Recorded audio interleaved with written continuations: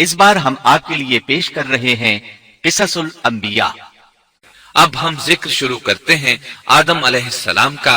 अल्लाह ताला फरमाते हैं, और मैंने जिन्नों और इंसानों को अपनी इबादत के लिए पैदा किया है। अल्लाह ताला ने हमारे बाप को क्यों पैदा फरमाया, हमें क्यों पैदा फरमाया? ताकि हम उसकी इबादत करें। अगरचे वो इबादत का मोहताज नहीं, वो तो बेनियाज है, अलबत्ता हम उसके मोहताज हैं। उसके अस्मा बेहतरीन और हसीन हैं। वो आलीशान सिफात का मालिक है। उसने अपने नामों के आसार जाहिर करने के लिए मखलूक को पैदा फरमाया। रहमत के आसार, कुदरत के आसार, जब्र और ताकत के आसार और हिकमत के आसार जाहिर करने के लिए मखलूकात को पैदा फरमाया, वरना वो किसी चीज का मोहताज नहीं। आदम अलैहिस्सलाम की तख्लीक से पहले ही इस बारे में अल्लाह ताला का फरिश्तों से मुकालमा हुआ। अल्लाह ताला ने फरमाया, और जब तेरे रब ने फरिश्तों से कहा, मैं जमीन में एक खलीफा बनाने वाला हूं। खलीफा से मुराद है नाइब, और ये कि उसकी नस्ल में से हर एक दूसरे का खलीफा होगा।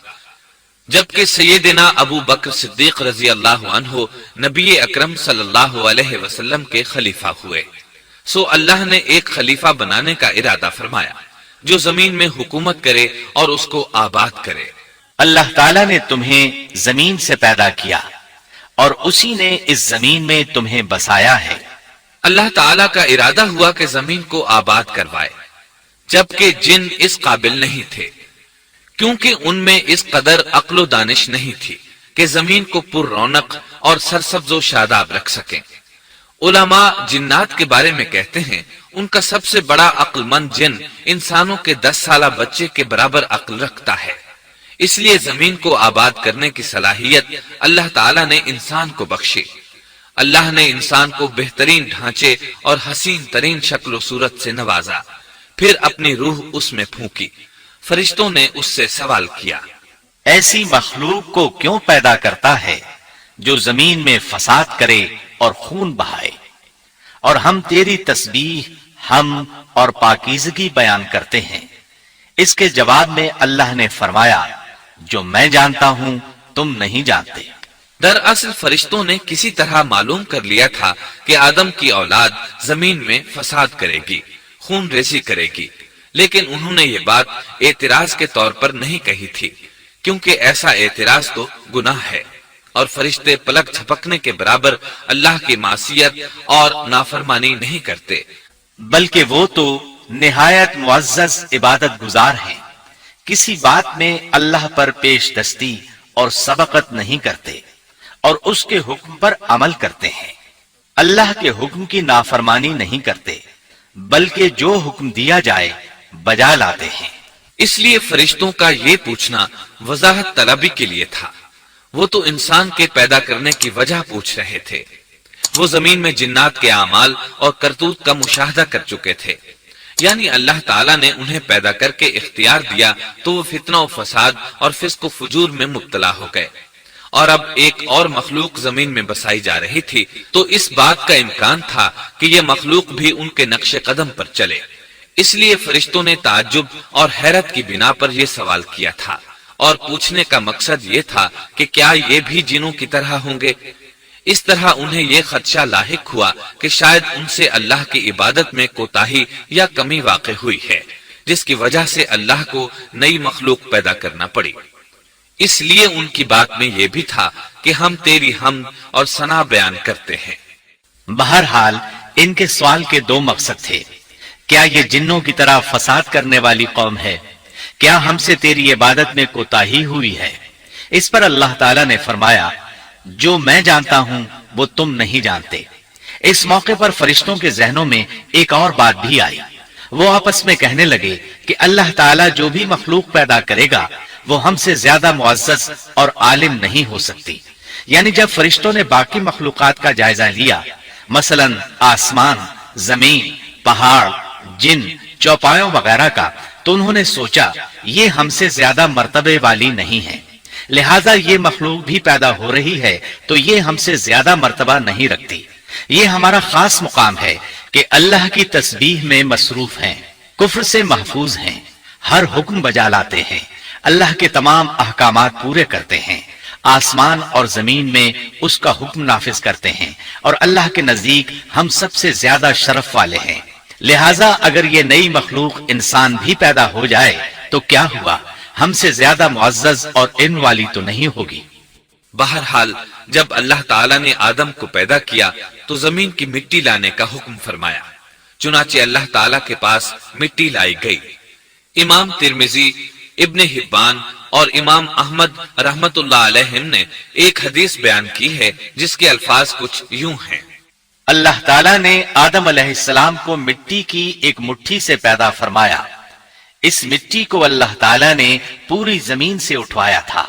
यही वजह है कि आदम की औलाद जमीन के लिहाज से ही ज़हूर पजीर हुई। बाज सुर्ख रंग के हैं तो बाज स्याह और बाज सफेद और कुछ इसके दरमियान दरमियान में हैं। बाज नेक हैं, बाज खबीस और कुछ पाकीज़ा किस्म के हैं। इंसान की तख्लीक मिट्टी से शुरू हुई। इस मिट्टी को पानी से तर किया गया तो ये तीन बन गई।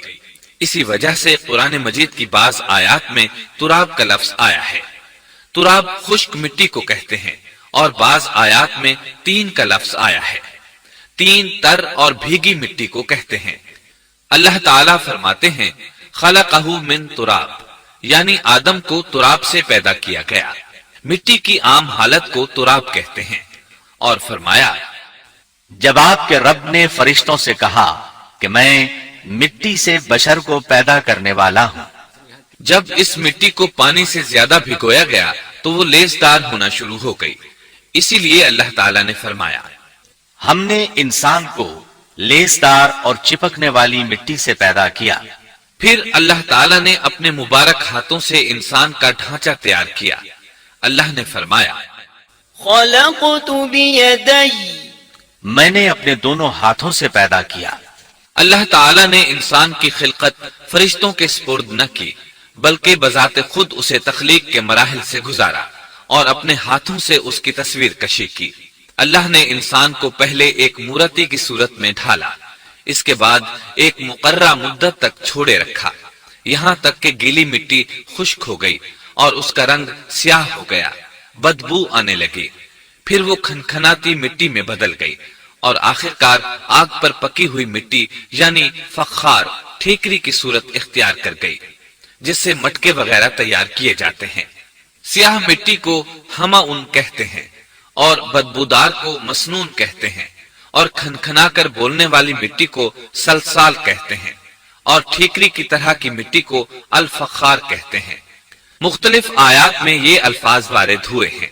हमने तुम्हें पैदा किया और फिर हम ही ने तुम्हारी सूरत बनाई और यकीनन हमने इंसान को खनखनाती खुश्क मिट्टी से पैदा किया जो कि बदबूदार और स्याह गारे से खुश्क हुई थी।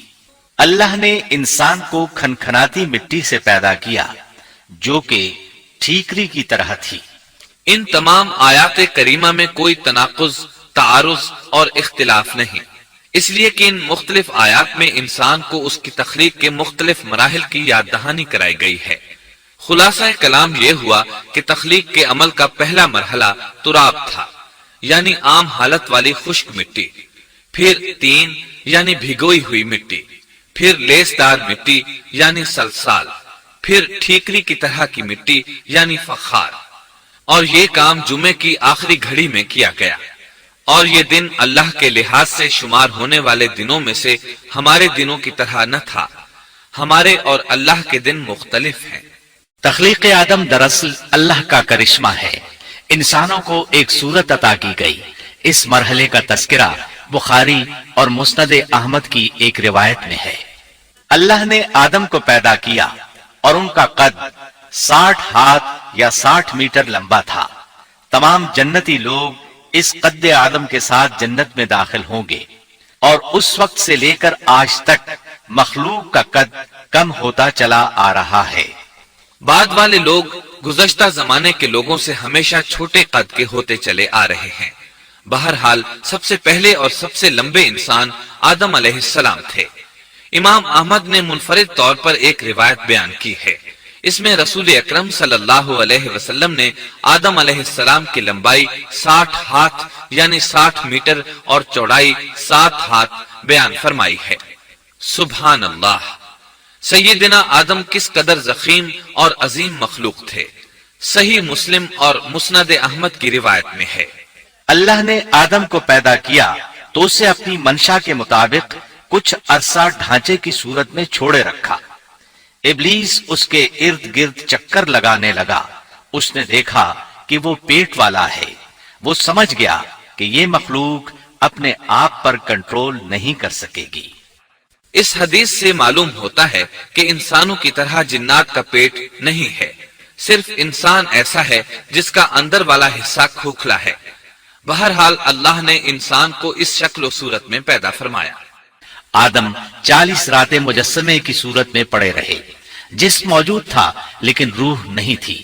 ابلیس آتا، اس ڈھانچے کو ٹھوکر لگاتا تو جسم سے ایسی آواز نکلتی جیسے خالی مٹکے پر ہاتھ مارنے سے نکلتی ہے۔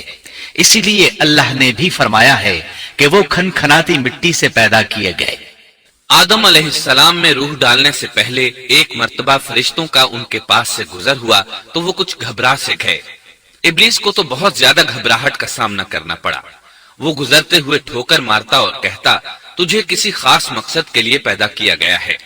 یہ کہہ کر وہ آدم کے منہ میں داخل ہو جاتا اور کمر کے راستے باہر آ جاتا اور فرشتوں سے مخاطب ہو کر کہتا، اس سے گھبرانے کی کوئی ضرورت نہیں۔ اگر مجھے اس پر مسلط کر دیا گیا تو میں یقیناً اسے ہلاکت میں ڈال دوں گا، اور اگر اسے مجھ پر مسلط کر دیا گیا تو بلا شبہ میں اس کی نافرمانی کروں گا۔ اندازہ کیجئے وہ تعجب کر رہا ہے کہ انہیں کیوں پیدا کیا گیا ہے۔ اس کی آدم علیہ السلام سے دشمنی کس قدر پرانی ہے، گویا ابتدا ہی سے یہ عداوت پر ڈٹ گیا تھا۔ بہرحال اللہ نے آدم میں روح پھونکی۔ اس مضمون کو قرآن مجید میں جا بجا ذکر کیا گیا ہے۔ اللہ تعالیٰ فرماتے ہیں، جب میں اس کو ٹھیک ٹھاک کر لوں اور اس میں اپنی روح پھونک دوں تو تم سب اس کے سامنے سجدے میں گر پڑنا۔ ایک اور جگہ فرمایا، اللہ تعالیٰ کے نزدیک عیسیٰ علیہ السلام کی مثال ہو بہو آدم علیہ السلام کی مثال ہے۔ اللہ نے انہیں مٹی سے بنا کر کہا، ہو جا، وہ ہو گئے۔ اللہ نے آدم علیہ السلام کو مٹی سے پیدا کیا، اپنے ہاتھوں سے بنایا، پھر اس میں روح پھونکی۔ اس کا مفصل بیان احادیث میں موجود ہے۔ جب ان میں روح پھونکی گئی اور ابتدا میں روح جیسے ہی سر کے اندر داخل ہوئی، آدم علیہ السلام کو چھینک آ گئی۔ فرشتوں نے آدم علیہ السلام سے کہا، الحمدللہ کہیے۔ انہوں نے کہہ دیا۔ اللہ کی اس تعریف کے جواب میں اللہ تعالیٰ نے فرمایا، رحمک ربک، یعنی تجھ پر تیرا رب رحم فرمائے۔ سبحان اللہ!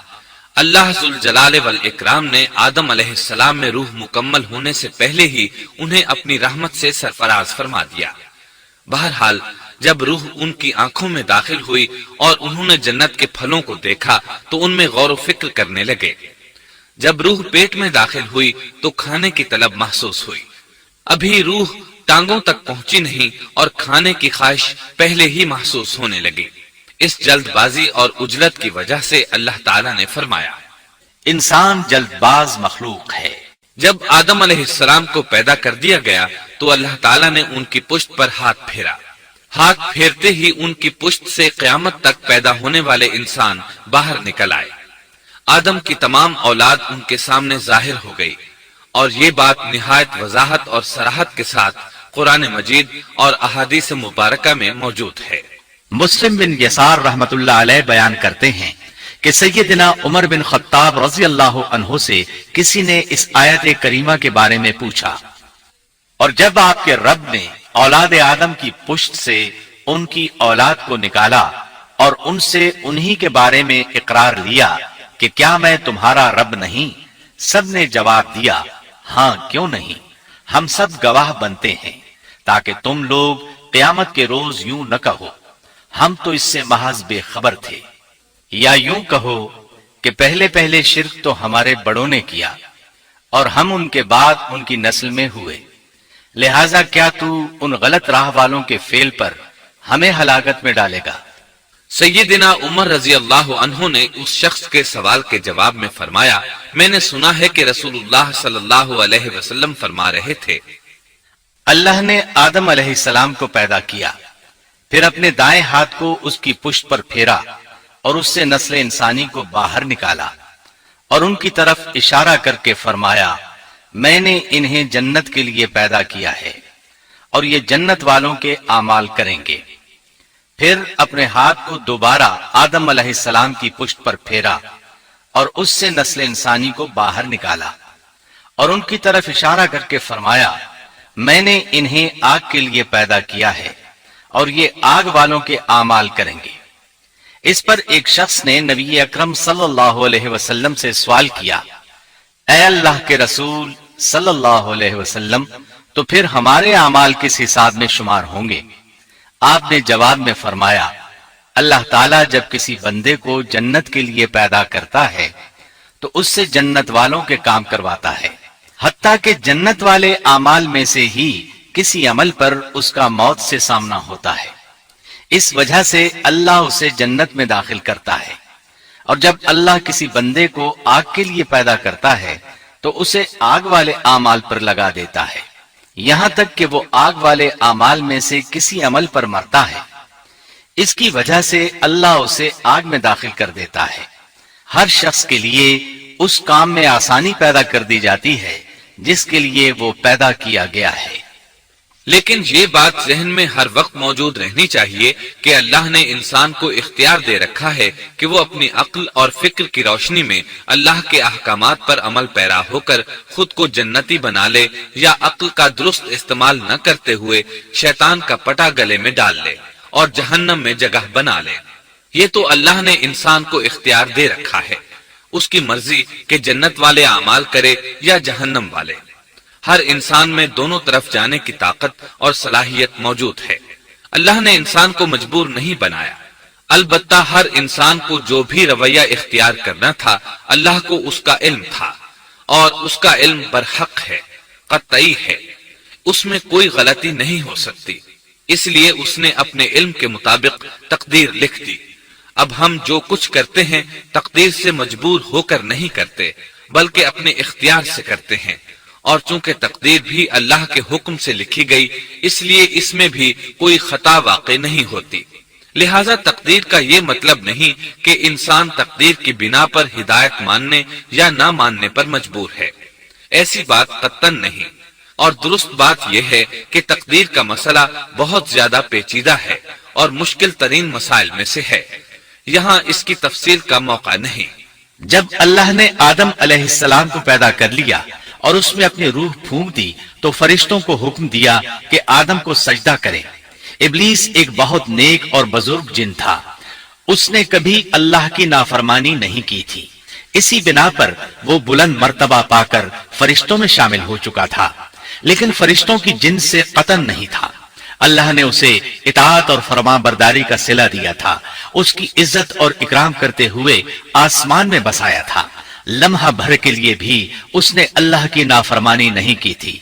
और फिर अल्लाह ने आदम को सजदा करने का हुक्म दिया, और इस हुक्म के मुखातब फरिश्ते और इब्लीस थे। सिर्फ फरिश्तों के लिए यह हुक्म नहीं था, बल्कि इब्लीस भी इस हुक्म में शामिल था, क्योंकि अल्लाह ताला फरमाते हैं, और यकीनन हमने तुम्हें पैदा किया, फिर हम ही ने तुम्हारी सूरत बनाई। फिर हमने फरिश्तों से कहा कि आदम को सजदा करो, तो सिवाय इब्लीस के सभी ने सजदा किया।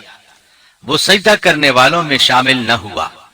अल्लाह ताला ने फरमाया, तुझे किस चीज ने सजदे से रोक दिया, जबकि मेरा हुक्म तेरे लिए भी था। तो इससे साबित हुआ इस हुक्म में फरिश्तों के साथ इब्लीस भी शामिल था, क्योंकि कुरान में इज अमरतुक के अल्फाज हैं। इसका मतलब है कि मैंने तुझे हुक्म दिया था। और फिर इब्लीस ने जवाब में ये नहीं कहा कि तूने तो मुझे हुक्म ही नहीं दिया था, बल्कि उसने सजदा न करने की वजह ये बताई। उसने कहा, मैं सजदा क्यों करूं, मैं इससे बेहतर हूं, इसलिए कि तूने मुझे आग से पैदा किया और इसे मिट्टी से।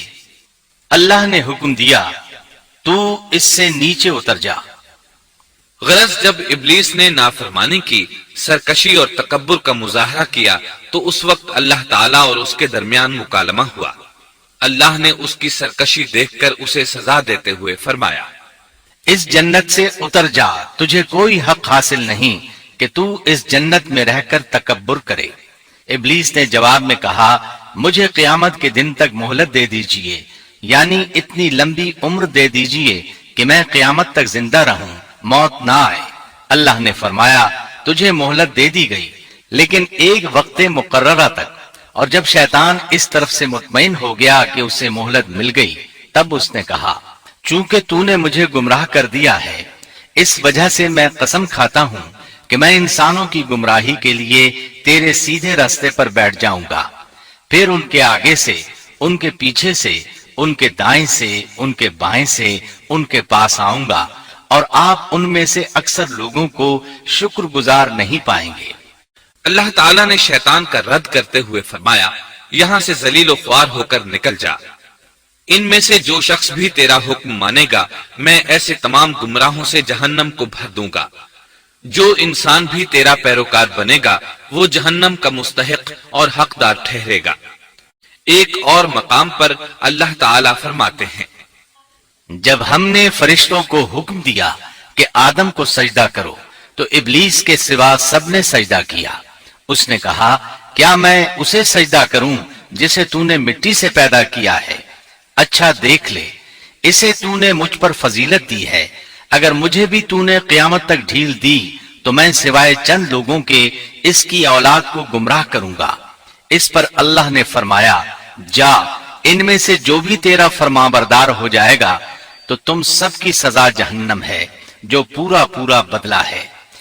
ان میں سے تو جسے بھی اپنی آواز کے ساتھ بہکا سکتا ہے بہکا لے، اور ان پر اپنے سوار اور پیادے چڑھا لا، یعنی اپنے گھڑ سوار لشکر اور پیدل لشکر کو چڑھا کر لے آ، اور اپنا ہر داؤ، ہر ترکیب اور ہر اسلحہ استعمال کر لے، اور ان کے مالوں اور اولاد میں بھی شرکت کر لے، اور تو انہیں دل بہلانے والے وعدے دے لے، یعنی ان کے برے اعمال بنا سنوار کر انہیں دکھا، اور غلط خواہشات دلا، جنت، دوزخ اور دوبارہ زندہ نہ ہونے کے وعدے دے، اور ان سے شیطان کے جتنے بھی وعدے ہوتے ہیں سب کے سب سراسر فریب ہیں۔ یقیناً میرے سچے بندوں پر تیرا کوئی قابو اور غلبہ نہیں ہوگا، تیرا رب کارسازی کرنے والا کافی ہے۔ اسی طرح بہت سی آیات میں پہلی معصیت الہی کا ذکر کیا گیا ہے۔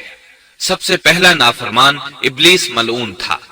وہ خبیث اللہ کے سامنے تکبر اور عناد سے بھرپور جواب دیتا رہا۔ اسی وجہ سے اللہ نے اسے کافر کا لقب دیا۔ کافر اسے کہتے ہیں جو نعمت کا انکار کرے۔ اللہ نے اس پر اتنا فضل و کرم اور انعام و احسان کیا کہ بلند ترین مرتبے تک پہنچا دیا، لیکن اس نے اللہ کی اس نعمت کی قدر نہ کی، پرواہ نہ کی اور کفر کا راستہ اختیار کیا۔ سب سے پہلا گناہ تکبر تھا۔ اسی لیے علماء کرام فرماتے ہیں، تمام گناہوں کی جڑ تکبر اور غرور ہے۔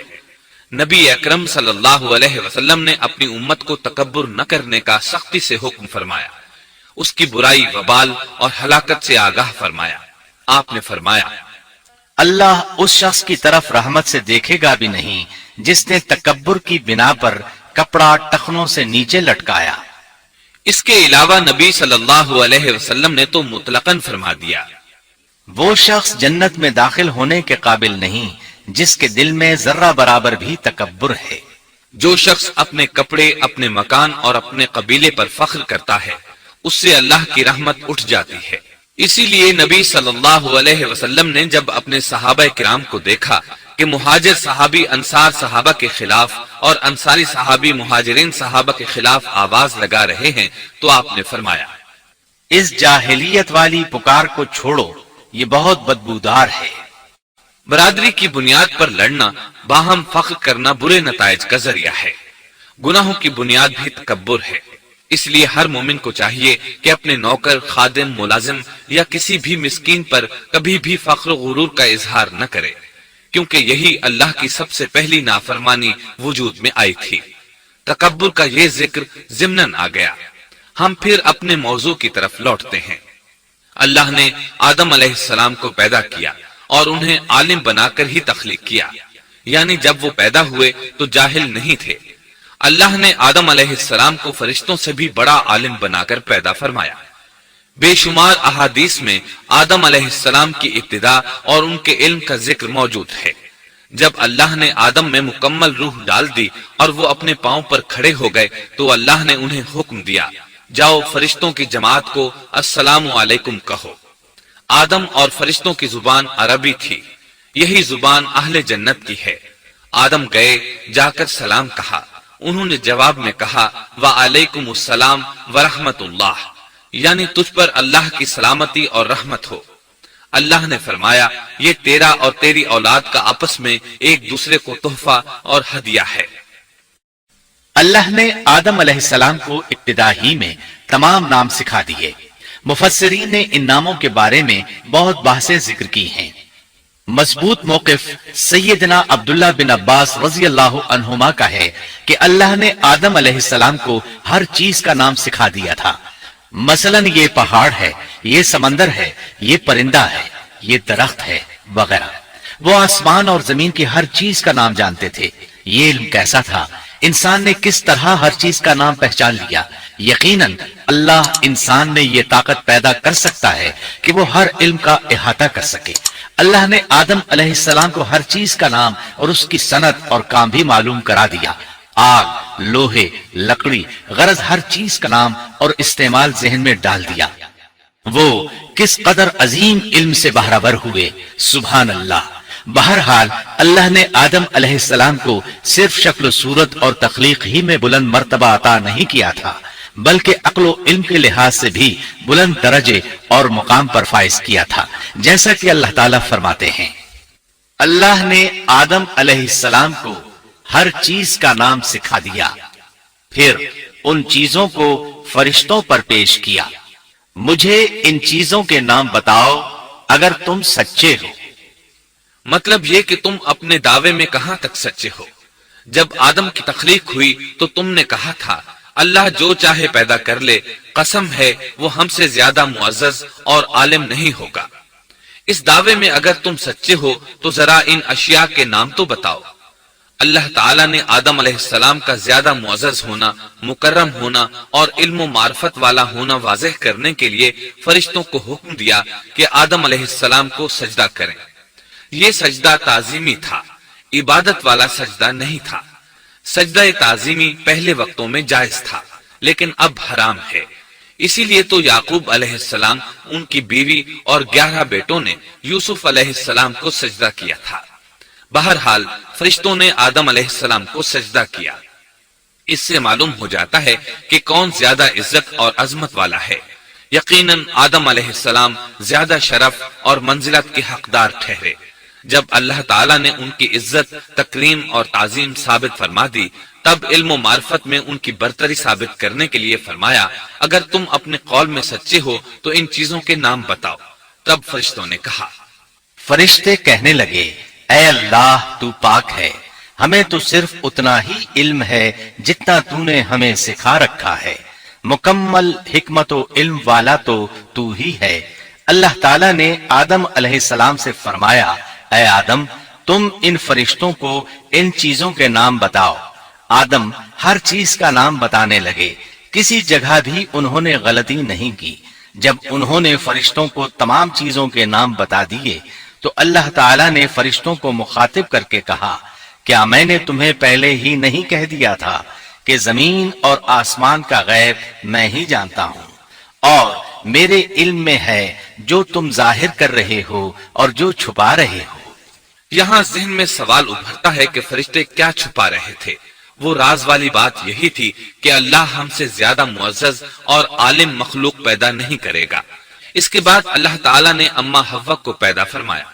انہیں آدم علیہ السلام کے فوراً بعد پیدا نہیں فرمایا، بلکہ آدم علیہ السلام نے کافی عرصہ جنت میں تنہا بسر کیا، اور حدیث میں ہے کہ وہ وحشت محسوس کرتے تھے، تنہائی کو شدت سے محسوس کرنے لگے تھے۔ آخرکار ایک روز جب وہ سو رہے تھے تو اللہ تعالیٰ نے ان کی بائیں پسلی سے اما حوا علیہ السلام کو پیدا فرمایا اور آدم علیہ السلام کا ہم سفر بنا دیا۔ اللہ فرماتے ہیں اے لوگو اپنے اس پروردگار سے ڈر جاؤ جس نے تم سب کو ایک ہی جان سے پیدا کر ڈالا اور اس جان یعنی آدم علیہ السلام سے ان کی بیوی کو پیدا کیا۔ آدم علیہ السلام کے وجود ہی سے حوا کا وجود بنایا گیا، وہ کوئی الگ مخلوق نہیں تھی۔ جب آدم علیہ السلام بیدار ہوئے تو انہوں نے اپنے قریب ایک عورت کو بیٹھے دیکھا، پوچھنے لگے تم کون ہو؟ حوا علیہ السلام نے کہا عورت۔ آدم علیہ السلام نے پھر پوچھا تجھے کس لیے پیدا کیا گیا ہے؟ وہ بولی آپ کے لیے، تاکہ آپ مجھ سے سکون اور انس حاصل کریں۔ جب فرشتوں نے آدم علیہ السلام کو ایک عورت سے باتیں کرتے دیکھا تو کہنے لگے اب ایک اور نئی مخلوق پیدا کی گئی ہے۔ آدم علیہ السلام نے ان مخلوقات کا نام تو بتا دیا تھا جو مشہور و معروف تھیں، ان کا نام پوچھنا چاہیے۔ انہوں نے آدم علیہ السلام سے سوال کیا، انہوں نے فوراً جواب دیا حوا، اس لیے کہ اللہ نے تو آپ کو ہر چیز کا نام سکھا دیا تھا۔ فرشتوں نے کہا ان کا نام حوا کیوں رکھا گیا ہے؟ آدم علیہ السلام نے جواب دیا اس لیے کہ اسے ایک زندہ چیز سے پیدا کیا گیا ہے، حیات کی نسبت سے حوا نام رکھا گیا۔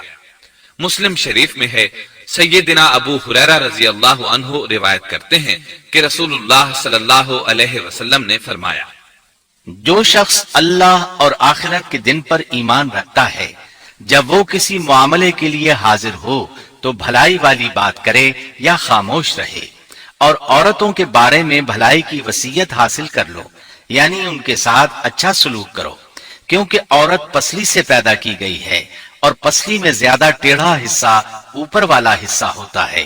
اگر تم اس کو سیدھا کرنا چاہو گے تو توڑ ڈالو گے، اور اگر اس کو چھوڑ دو گے تو وہ اسی طرح ہمیشہ ٹیڑھی رہے گی۔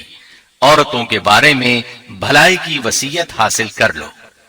مطلب یہ کہ اسی حالت میں گزر بسر کرو، عورتوں کے بارے میں بھلائی کی وصیت حاصل کر لو۔ اس حدیث کا مطلب یہ ہے کہ عورتوں پر جبر کر کے زبردستی ان کی طبیعت کو بدلا نہیں جا سکتا، اور عورت ذات کو نہایت نرمی اور پیار سے رکھو۔ ان کی طبیعتوں میں ٹیڑھا پن ہے، وہ کبھی جذبات سے مغلوب ہو جاتی ہے اور عقل کھو بیٹھتی ہے۔ اگر کوئی اسے سیدھا کرنا چاہے تو اس سے لا تعلقی، دوری اور طلاق کی نوبت آ جائے گی۔ اگر اسے چھوڑ دو گے تو ٹیڑھا پن برقرار رہے گا۔ مرد کو بہت حوصلے سے اس صورتحال کو سنبھالنا چاہیے۔ احادیث میں سیدنا ابراہیم علیہ السلام کی زوجہ سیدہ سارہ علیہ السلام کا قصہ موجود ہے۔ وہ حوا علیہ السلام کے بعد کائنات کی سب سے زیادہ خوبصورت عورت تھی۔ احادیث سے یہ اشارہ ملتا ہے کہ حوا علیہ السلام ابتدائے انسانیت سے لے کر قیامت تک پیدا ہونے والی تمام عورتوں میں خوبصورت تھیں۔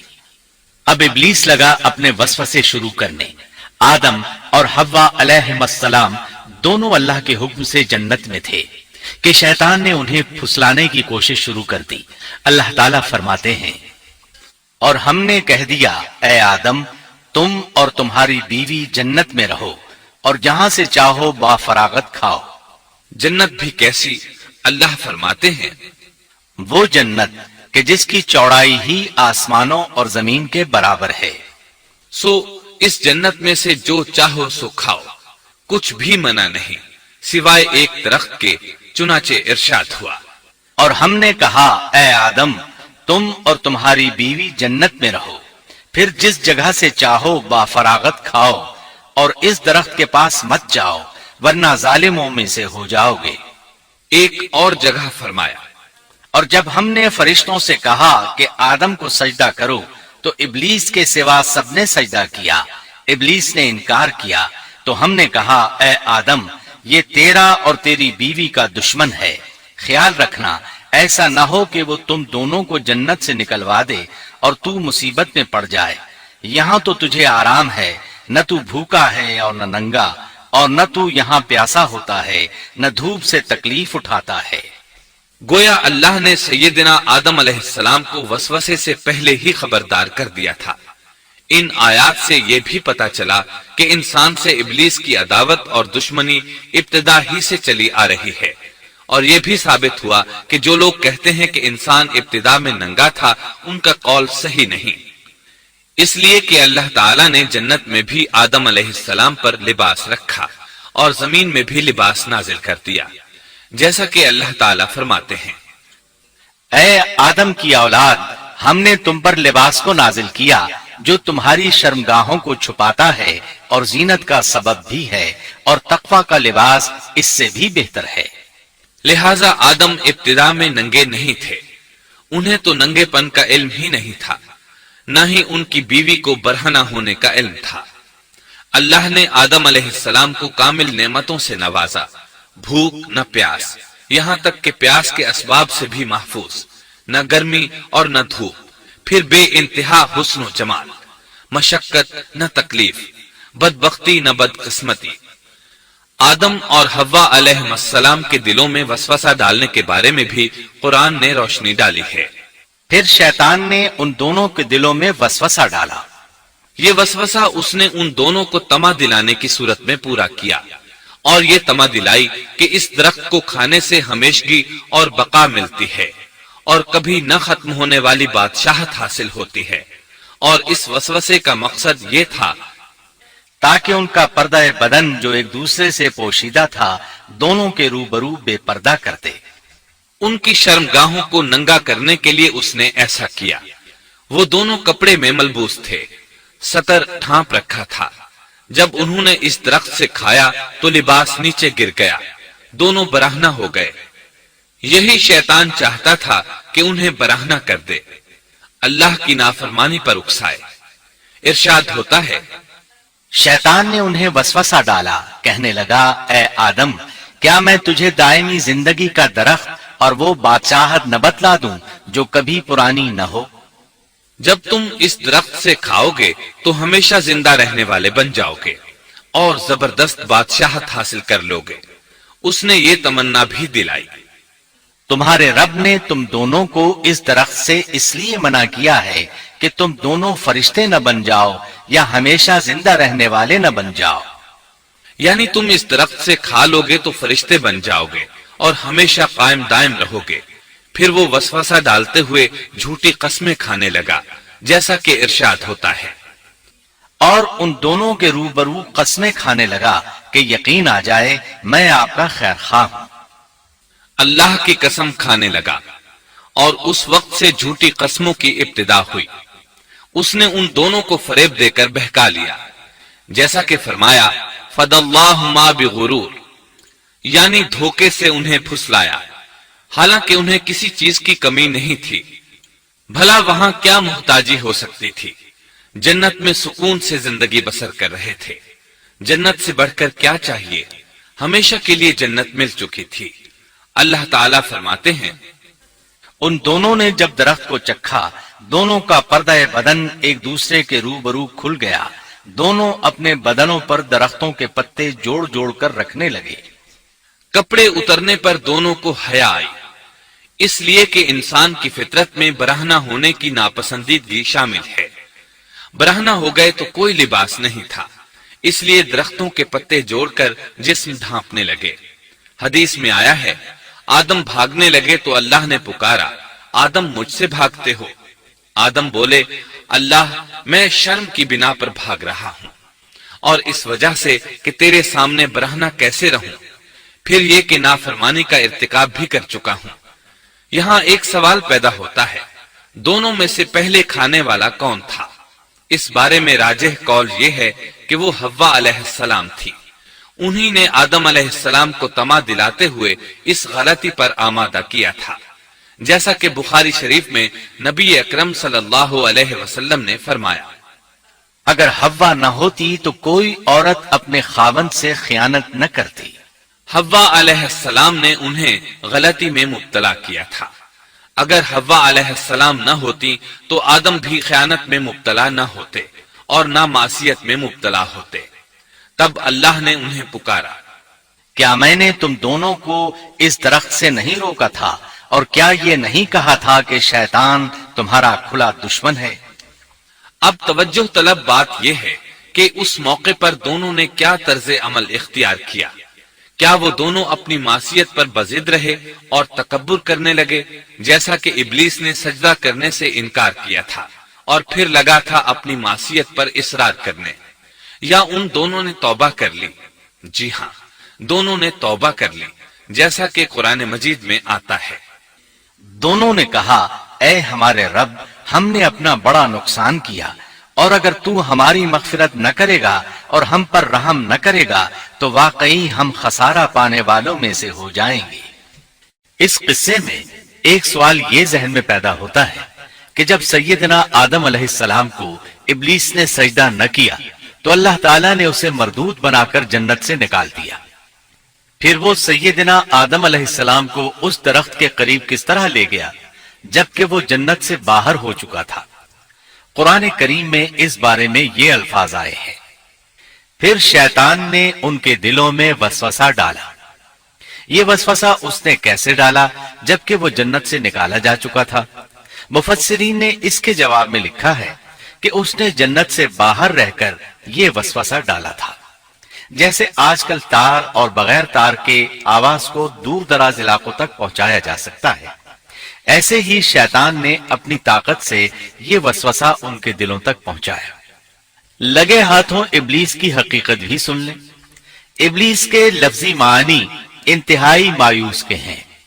ये रांदा दरगाह होने के बाद हमेशा हमेशा के लिए अल्लाह की रहमत से मायूस हो गया था, इसलिए उसे ये लक़ब मिला, वरना रिवायात की रूह से उसका असल नाम अज़ाज़ील था। पहले ये जिन्नात में से था। अपने रब ताला की इताअत से निकलकर इब्लीस हुआ। इसका इल्म नाकिस था, मिजाज नापाक था, वो गुरूर और तकब्बुर में मुब्तला हो गया था। यहां ये बात भी जहन नशीन कर लें कि अंबिया खता और गुनाह से पाक होते हैं। उन पर अल्लाह ताला की मुस्तकिल हिफाजत और निगरानी कायम रहती है। अगरचे अंबिया भी इंसान होते हैं और तमाम इंसानी तकाजे उन्हें लाहिक होते हैं, लेकिन उनके अमल और इरादे में किसी किस्म की बदी और शर का अमल दखल कतन नहीं होता। उनका हर कौल और अमल, बल्कि हर हरकत और सुकून की हालत भी इंसानियत के लिए बेहतरीन नमूना होते हैं।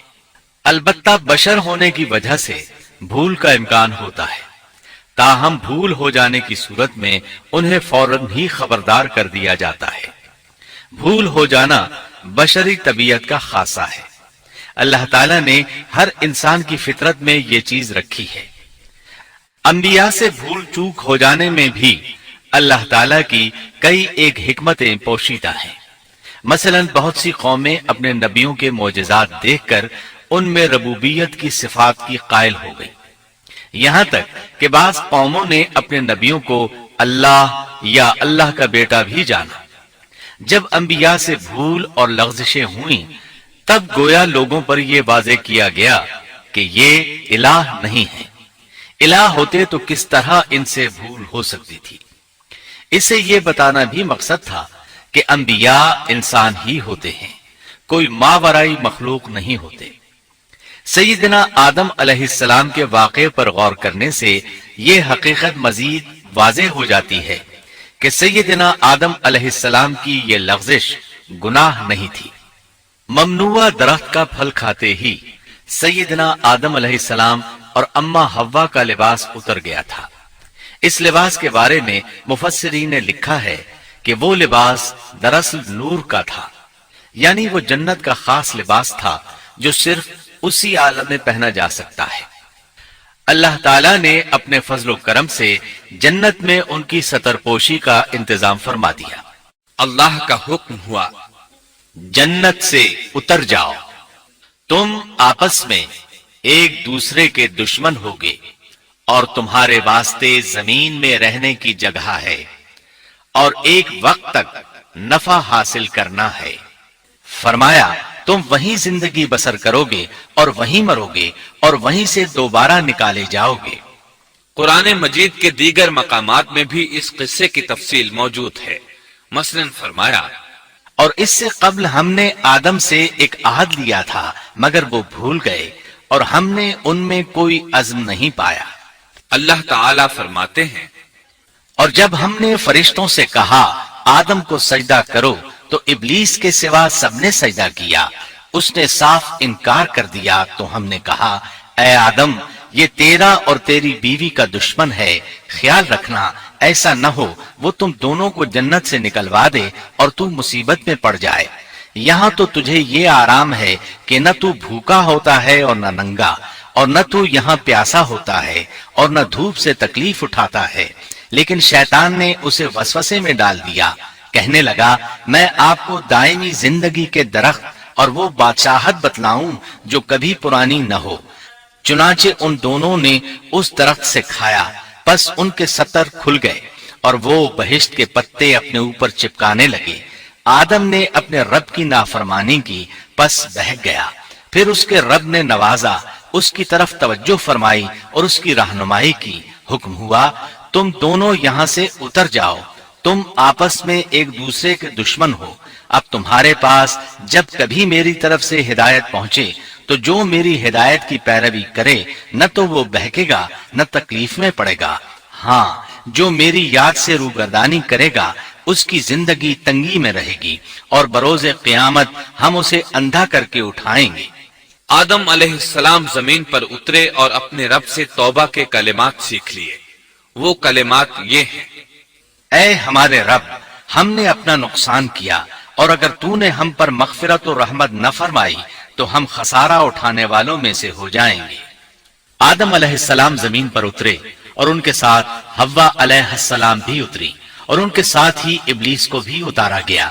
ये किस जगह पर उतरे इस बारे में इख्तिलाफ पाया जाता है, लेकिन इब्ने अब्बास रज़ी अल्लाह अन्हु की बात राजे महसूस होती है कि आदम अलैहिस्सलाम को हिंद में और हव्वा अलैहिस्सलाम को जद्दे में उतारा गया। जब आदम अलैहिस्सलाम उतर आए तो हव्वा अलैहिस्सलाम की तलाश शुरू कर दी। जमीन में उनकी तलाश में सरगर्दां हुए। आखिरकार मैदान अरफात में दोनों की मुलाकात हो गई। चूंकि मैदान अरफात में दोनों ने एक दूसरे की मारिफत हासिल की थी और उनका आपस में तारुफ हुआ था, लिहाजा इसी मुनासिबत से इस मैदान का नाम अरफात मशहूर हो गया। फिर अल्लाह ताला ने जमीन के अंदर इंसानों को फैलाना शुरू किया और जमीन को मर्दों और औरतों से आबाद कर दिया। इमाम तबरी रहमतुल्लाह अलैह बयान करते हैं कि हव्वा अलैहिस्सलाम ने आदम अलैहिस्सलाम के लिए 20 विलादतों में 40 बच्चों को जन्म दिया। हर बार 2-2 बच्चों को जन्म देती थी, एक लड़का होता एक लड़की। सबसे पहला जोड़ा काबिल और उसकी बहन कमीम का था। फिर इंसानों की अफजाइश शुरू हुई, आबादी में इजाफा होने लगा। अल्लाह ने आदम अलैहिस्सलाम ही को उनका नबी मुतय्यन कर दिया। वो उन्हें दीन सिखाते रहे। उस वक्त तमाम लोग मुवाहिद थे, खालिस तौहीद को अपनाने वाले थे, यानी कानन नासो उम्मतों वाहिदा, तमाम लोग एक ही उम्मत के थे। उनमें शिर्क का शायबा भी न था। इब्ने जरीर और इब्ने कसीर रहमहुमुल्लाह ने अबू मूसा अशरी रज़ियल्लाहु अन्हु की रिवायत बयान की है, अल्लाह ने जब आदम अलैहिस्सलाम को जन्नत से जमीन पर उतारा तो उन्हें हर चीज की कारीगरी और सनत का इल्म था। जब वो उतरे तो आलिम भी थे, लिबास में मलबूस भी थे, कामकाज के तमाम तरीकों से बाखबर भी थे, लोहे, आग, लकड़ी और कपड़े के इस्तेमाल से भी बखूबी वाकिफ थे। हमारे बरक्स वो इन कामों को अपनी इब्तिदा ही से जान चुके थे, क्योंकि हम सब लोगों का हाल ये है कि जब तक सिखाया न जाए हमें कुछ नहीं आता। आज के दौर में बाज अफ्रीकी कबाइल के अफराद वहशियाना और गैर मुहज्जब जिंदगी गुजारते हैं। उलमा का कहना है कि ये लोग जमीन पर रहने वालों में से गुमराह तरीन इंसान हैं। इन्होंने बेहतरीन जिंदगी जाया कर दी और घटिया जिंदगी को पसंद किया। तहजीब और तमद्दुन का आगाज चूंकि इब्तिदाए आफरीनश से है, इसलिए हर इंसान की फितरत में तहजीब की सूझबूझ मौजूद है। बहरहाल आदम अलैहिस्सलाम के बाद इंसानी मखलूक की तादाद रोज बरोज बढ़ती चली गई और इंसानी कमजोरियों की बिना पर गुनाह शुरू हो गए। जमीन पर सबसे पहले होने वाली मासियत काबिल के हाथों अपने भाई हाबिल के कत्ल की सूरत में सामने आई। अल्लाह ताला ने कुरान मजीद में काबिल और उसके भाई हाबिल का किस्सा बयान किया है।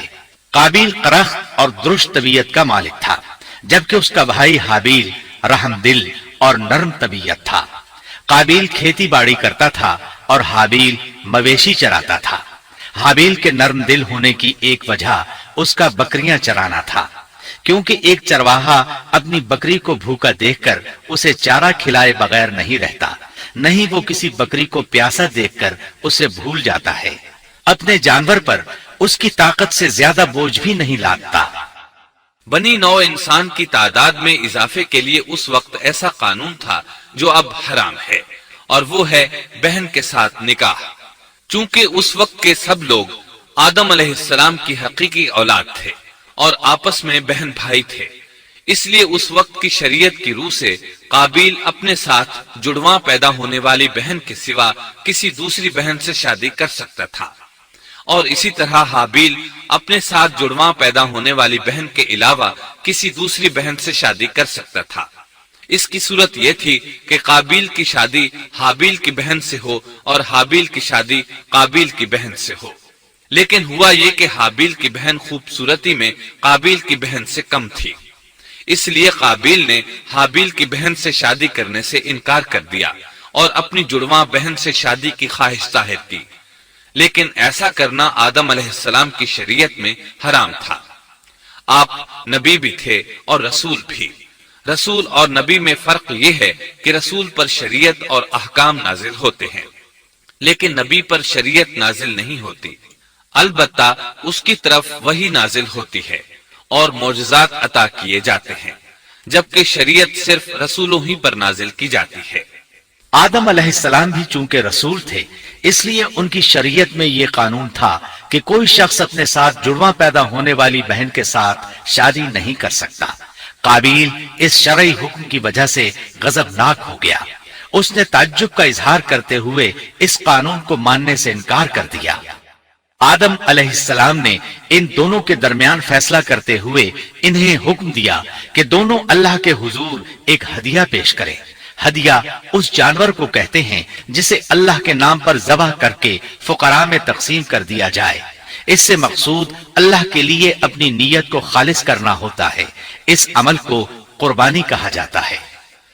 आदम अलैहिस्सलाम के जमाने में कुर्बानी का जो कानून था, उसके कबूल होने की निशानी तय थी, और वो ये कि आसमान से एक आग नमूदार होती और उस कुर्बानी को जला देती। इसका मतलब था कुर्बानी कबूल हो चुकी है, और अगर आग कुर्बानी को न जलाती तो समझ लिया जाता कि कुर्बानी कबूल नहीं हुई। आखिर कुर्बानी का दिन आ पहुंचा। हाबिल ने अपने मवेशियों में से एक बेहतरीन जानवर लिया और कुर्बान गाह में लाकर अल्लाह के हुजूर पेश कर दिया। दूसरी तरफ काबिल ने अपनी खेती के गल्ले में से रद्दी किस्म का गल्ला कुर्बानी के लिए पेश किया। दूसरे दिन दोनों कुर्बान गाह पहुंचे तो उन्होंने देखा कि हाबिल की कुर्बानी कबूल हो चुकी है, जबकि काबिल की कुर्बानी को आग ने छुआ तक नहीं था। ये देखकर काबिल हाबिल पर गजबनाक हुआ। शैतान ने भी उसे वसवसे में मुब्तला किया कि अपने भाई को कत्ल कर दे। उसने अपने भाई हाबिल को जान से मार डालने का पुख्ता इरादा कर लिया। उस वक्त तक रूए जमीन पर कोई इंसान कत्ल नहीं हुआ था। इंसानी तारीख में यह पहला कत्ल है जिसका इर्तिकाब काबिल ने किया। वो अपने भाई हाबिल के पास गया और उससे बोला, मैं तुझे कत्ल कर दूंगा। जवाब में हाबिल ने कहा, अगर तू मुझे कत्ल करने की कोशिश करेगा तो मैं अपने दिफा में हाथ नहीं उठाऊंगा, इसलिए कि मैं चाहता हूं तू अपने दीगर गुनाहों के साथ मेरे कत्ल का गुनाह भी उठा ले, तेरे गुनाह ज्यादा हो जाए। चुनाचे एक तारीख रात में हाबिल सोया हुआ था कि काबिल एक बड़ा सा पत्थर उठाकर उसके पास आया। उसने वो पत्थर अपने भाई के सर पर दे मारा। इस तरह उसने हाबिल को कत्ल कर दिया। रूए जमीन पर कत्ल की इब्तिदा कर दी। जमीन को पहले खून से रंग दिया। तारीख इंसानी में ये सबसे पहला जुर्म था जो काबिल के हाथों हुआ। कत्ल तो वो कर बैठा, अब हैरान और परेशान हुआ कि उसकी लाश का क्या करे। उस वक्त तक नस्ल इंसानी मौत से भी दो चार नहीं हुई थी। आदम अलैहिस्सलाम की औलाद में से उस वक्त तक कोई फौत नहीं हुआ था, इसलिए काबिल को मालूम नहीं था कि मुर्दे के साथ क्या किया जाए। इसी कश्मकश के आलम में उसने भाई की लाश को कमर पर उठा लिया और चल पड़ा। चला जा रहा था कि अल्लाह ने दो कव्वे भेजे। दोनों कव्वे आपस में लड़ पड़े। एक ने दूसरे को हलाक कर दिया। अब जिंदा कव्वा मिट्टी खोदने लगा। इस तरह उसने एक गड्ढा तैयार कर लिया। मुर्दा कव्वे को उसमें रखा और ऊपर मिट्टी डाल दी। इस तरह काबिल को दफन का तरीका मालूम हुआ। उसने भी गड्ढा खोदा और हाबिल की लाश को उसमें दबा दिया। وہ اپنے کیے پر نادم ضرور تھا، لیکن اس نے اللہ سے معافی نہ مانگی، جبکہ انسان کے لیے ضروری ہے کہ اس سے کوئی گناہ ہو جائے تو اللہ سے معافی مانگے۔ قابیل اور حابیل کے درمیان جو مکالمہ ہوا، اللہ تعالیٰ نے اس کا ذکر سورہ مائدہ آیت 27 تا 29 میں کیا ہے۔ اللہ فرماتے ہیں، آدم علیہ السلام کے دونوں بیٹوں کا کھرا کھرا حال بھی انہیں سنا دو۔ ان دونوں نے ایک نذرانہ پیش کیا، ان میں سے ایک ہی نذر تو قبول ہو گئی اور دوسرے کی قبول نہ ہوئی، تو وہ کہنے لگا میں تجھے مار ہی ڈالوں گا۔ اس نے کہا اللہ تقوی والوں ہی کا عمل قبول کرتا ہے، گو تو میرے قتل کے لیے دسترازی کرے، لیکن میں تیرے قتل کے لیے ہرگز اپنا ہاتھ نہیں بڑھاؤں گا۔ میں تو اللہ تعالی پروردگار عالم سے خوف کھاتا ہوں، میں تو چاہتا ہوں کہ تو میرا گناہ اور اپنا گناہ اپنے سر پر رکھ لے اور دوزخیوں میں شامل ہو جائے، ظالموں کا یہی بدلہ ہے۔ اس کا مطلب یہ تھا کہ تیرے اور گناہوں کے ساتھ میرے قتل کا گناہ بھی تیرے ذمہ لگے اور تو ظالموں میں سے ہو جائے۔ حابیل کے قتل کے بعد قابیل پر جو گزری اس کا ذکر اللہ نے سورہ مائدہ آیت 30 اور 31 میں کیا ہے۔ پس اسے اس کے نفس نے اپنے بھائی کے قتل پر آمادہ کر دیا اور اس نے اسے قتل کر ڈالا، اس سے وہ نقصان والوں میں سے ہو گیا۔ پھر اللہ تعالیٰ نے ایک کوے کو بھیجا جو زمین کھود رہا تھا تاکہ اسے دکھائے کہ وہ کس طرح اپنے بھائی کی ناش کو چھپا سکتا ہے۔ وہ کہنے لگا ہائے افسوس، کیا میں ایسا کرنے سے بھی گیا گزرا ہو گیا کہ اس کوے کی طرح اپنے بھائی کی لاش کو دفنا دیتا۔ پھر تو بڑا ہی پشیمان اور شرمندہ ہوا۔ امام احمد، ترمذی اور ابو داود نے سیدنا سعد بن ابی وقاص رضی اللہ عنہ سے روایت کی ہے کہ انہوں نے سیدنا عثمان رضی اللہ عنہ کی شہادت کے فتنے کے وقت فرمایا میں گواہی دیتا ہوں کہ رسول اکرم صلی اللہ علیہ وسلم نے فرمایا تھا ایک بہت بڑا فتنہ رونما ہوگا، اس میں بیٹھنے والا کھڑے ہونے والے سے بہتر ہوگا اور کھڑا ہونے والا چلنے والے سے بہتر ہوگا اور چلنے والا دوڑنے والے سے بہتر ہوگا۔ کسی نے کہا اگر کوئی میرے گھر میں داخل ہو کر میری طرف ہاتھ بڑھائے تاکہ وہ مجھے قتل کر دے تو آپ صلی اللہ علیہ وسلم نے فرمایا تو آدم علیہ السلام کے بیٹے کی طرح قتل ہو جا، یعنی اس فتنے میں قتل ہو جانا، حابیل کی سنت پر عمل کرتے ہوئے خود ہاتھ نہ اٹھانا، قاتل کہلانے کی بجائے مقتول ہونے کو پسند کرنا۔ اسی طرح مسند احمد کی ایک روایت میں ہے رسول اللہ صلی اللہ علیہ وسلم نے فرمایا دنیا میں جب بھی کوئی ظلم سے قتل ہوتا ہے تو اس کا گناہ آدم علیہ السلام کے پہلے بیٹے قابیل کی گردن پر ضرور ہوتا ہے، اس لیے کہ وہ پہلا شخص ہے جس نے ظالمانہ قتل کی ابتدا کی اور یہ ناپاک طریقہ جاری کیا۔ اس حدیث سے اس جرم کی نوعیت کا بخوبی اندازہ ہوتا ہے کہ اللہ تعالیٰ نے اس کو صرف ایک قتل قرار نہیں دیا بلکہ اس کو ایک گھناؤنی حرکت قرار دیا۔ قیامت تک آنے والے لوگ جو اس گناہ کے مرتکب ہوں گے ان کا کچھ گناہ قابیل کے حساب میں ڈالا جائے گا۔ حابیل کو قتل کرنے کے بعد قابیل نے اپنی بیوی کو ساتھ لیا اور دور دراز نرم زمین کے پاس جا کر رہائش پذیر ہو گیا اور آدم علیہ السلام کے سامنے تک نہ ہوا۔ آدم علیہ السلام پہاڑوں کے قریب ایک بستی میں رہ رہے تھے، یہ ان سے بہت دور جا بسا تھا۔ اس طرح قابیل کا آدم علیہ السلام سے رابطہ بالکل ختم ہو گیا اور اس سے ایک نئی نسل کی ابتدا ہوئی۔ فحاشی اور اریانی کو ان کے ہاں عروج حاصل تھا۔ عبادت یہ لوگ اگرچہ اللہ ہی کی کرتے تھے لیکن آدم علیہ السلام کی شریعت کے خلاف بے حیائی کے دل دادا تھے۔ تقوی کی قلت، احکام الہی کی نافرمانی اور فحاشی کا فروغ ان کے شب و روز کا معمول تھا۔ اس کے بعد لوگ دو گروہوں میں تقسیم ہو گئے، شریر اور برے لوگ قابیل کے ساتھ مل گئے اور آدم علیہ السلام کے دیگر بیٹے اور نیک لوگ آدم علیہ السلام کے ساتھ مل گئے۔ آدم علیہ السلام 960 سال زندہ رہے۔ ان کی کل عمر تو 1000 سال تھی لیکن 40 سال کم کر دی گئی۔ سیدنا ابو ہریرہ رضی اللہ عنہ بیان کرتے ہیں کہ رسول اللہ صلی اللہ علیہ وسلم نے فرمایا جب اللہ نے آدم علیہ السلام کو پیدا فرمایا تو ان کی پیٹھ پر ہاتھ پھیرا، इस तरह क़यामत तक जितने इंसान पैदा होने वाले थे उनकी रूहें वजूद में आ गईं। फिर हर इंसान की आंखों के दरमियान एक नूर रखकर आदम अलैहिस्सलाम के सामने पेश किया। उन्होंने पूछा, या अल्लाह, ये कौन है? अल्लाह ने फरमाया, ये तेरी औलाद है। इनमें से एक की पेशानी की चमक आदम अलैहिस्सलाम को बहुत अच्छी लगी। उन्होंने पूछा, या अल्लाह, ये कौन है? जवाब मिला, ये तेरी औलाद में से बहुत दूर जाकर हैं। इनका नाम दाऊद है। पूछा, इनकी उम्र कितनी है? फरमाया, 60 साल। आदम अलैहिस्सलाम कहने लगे, या अल्लाह, 40 साल मेरी उम्र में से इनकी उम्र में शामिल कर दे। इस सिलसिले में दूसरी रिवायत यूं आई है, जब आदम अलैहिस्सलाम की रूह कब्ज करने के लिए फरिश्ता आया तो वो कहने लगे, मेरी उम्र में तो अभी 40 साल बाकी हैं। उस वक्त उनकी उम्र 960 साल थी। अंबिया अपनी उम्र से वाकिफ होते हैं। फरिश्ते ने कहा, क्या आपको याद नहीं, आपने अपनी उम्र के 40 साल अपनी औलाद दाऊद को हिबा कर दिए थे।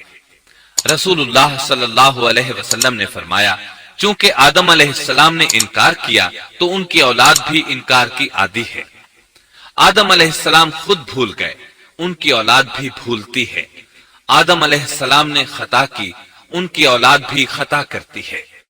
हाबील के कत्ल के बाद अल्लाह ताला ने आदम और हव्वा अलैहिस्सलाम को इसका नेमुल बदल अता किया। इसका नाम उन्होंने शीस रखा। शीस का मतलब है अल्लाह का दिया हुआ तोहफा। हाबील के कत्ल पर आदम और हव्वा अलैहिस्सलाम दोनों बहुत गमगीन हुए, इसलिए अल्लाह ने बदले में उन्हें शीस अलैहिस्सलाम अता फरमाए। सैयदना अबू जर गिफारी रजी अल्लाह अन्हु से मरवी एक सही हदीस में है कि रसूलुल्लाह सल्लल्लाहु अलैहि वसल्लम ने फरमाया, अल्लाह ताला ने 104 सहीफे नाजिल फरमाए। उनमें से 50 सहीफे शीस अलैहिस्सलाम पर नाजिल हुए। इन सहीफों में ऐसे कवानीन, उसूल और ज़ाबिते थे जिनसे इंसानियत की जिंदगी मुनज़्ज़म होती है। शीस अलैहिस्सलाम ने आदम अलैहिस्सलाम से इल्म हासिल किया, लेकिन आदम अलैहिस्सलाम का तमाम इल्म वो हासिल न कर सके, इसलिए कि आदम अलैहिस्सलाम ने बिल मुशाफहा अल्लाह ताला से इल्म हासिल किया था और बहुत सी अशिया का इल्म अल्लाह ताला ने उन्हें सिखा दिया था। इसलिए वो तमाम उलमा से बढ़कर आलिम थे। शीस अलैहिस्सलाम ने आदम अलैहिस्सलाम से उलूम सीख कर लोगों को सिखाए। लोगों ने उनसे मुख्तलिफ उलूम, फनून और पेशे सीखे। उन्हें शहरों में रहने सहने के बारे में तालीम दी। दिन रात के हिसाबात से उन्हें आगाह किया और उन्हें बताया कि किन औकात में वो अल्लाह की इबादत करें और इबादत के तरीके उन्हें सिखाए। अहादीस में इसकी वजाहत मिलती है। इमाम अहमद रहमतुल्लाह अलैह बयान करते हैं कि अबू जमा सादी कहते हैं कि उन्होंने मदीने में एक शेख को लोगों से कलाम करते देखा तो उनके मुतालिक पूछा, ये कौन शख्स है? लोगों ने बताया कि ये उबई बिन काब रजी अल्लाह अन्हु हैं। बड़े सहाबा में उनका शुमार होता है। तमाम मुसलमानों से बढ़कर कुरान और उसकी तफसीर के आलिम हैं।